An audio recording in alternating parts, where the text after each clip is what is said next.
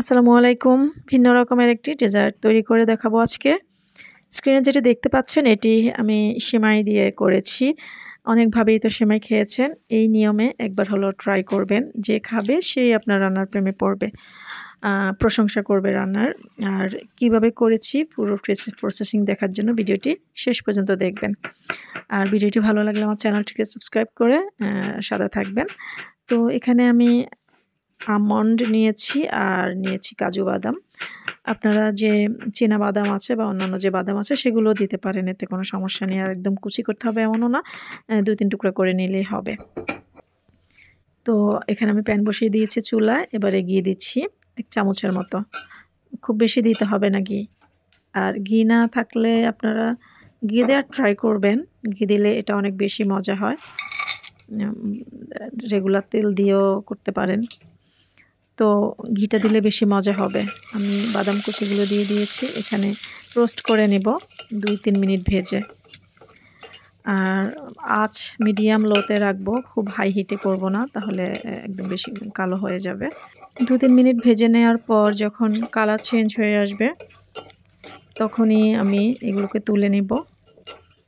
তো দেখুন কালার অনেকটা চেঞ্জ হয়েছে।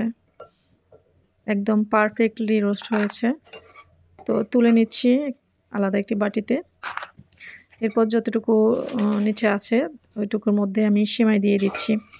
এখানে ১ প্যাকেট সেমাইয়ের অর্ধেকটা দিয়েছি আমি, কারণ আমি অনেক বেশি করব না। আমার ঘরের সদস্য সংখ্যা অনেক কম, আমরা ৩ জন আছি মাত্র। তো সেজন্য আমি অল্প করে দিয়েছি।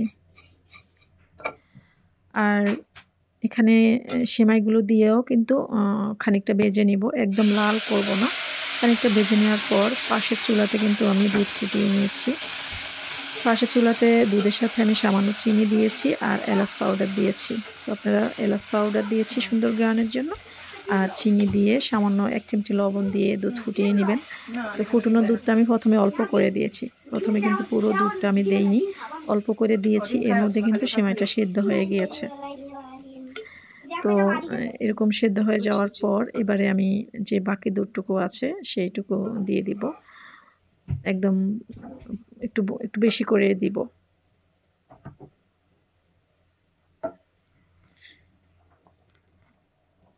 তো তো এরকম করে রান্না করার পর যে আমাদের সেমাইটা তো আগেই সিদ্ধ হয়ে গিয়েছে, তাহলে এই সেমাইটা কিন্তু শেষের যে দুধটা দিয়েছি সেটা খুব বেশি টানবে না, ঝোল থাকবে। আর এই সেমাইটা এইজন্যেই অনেক বেশি মজা লাগবে খেতে।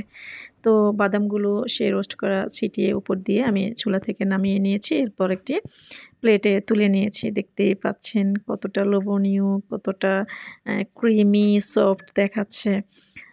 ভিডিওটি ভালো লাগলে লাইক করবেন, কমেন্টস করবেন, শেয়ার করবেন আর আমার চ্যানেলটিকে সাবস্ক্রাইব করে দিবেন। আর অবশ্যই বাসায় ট্রাই করবেন এভাবে। আল্লাহ হাফেজ।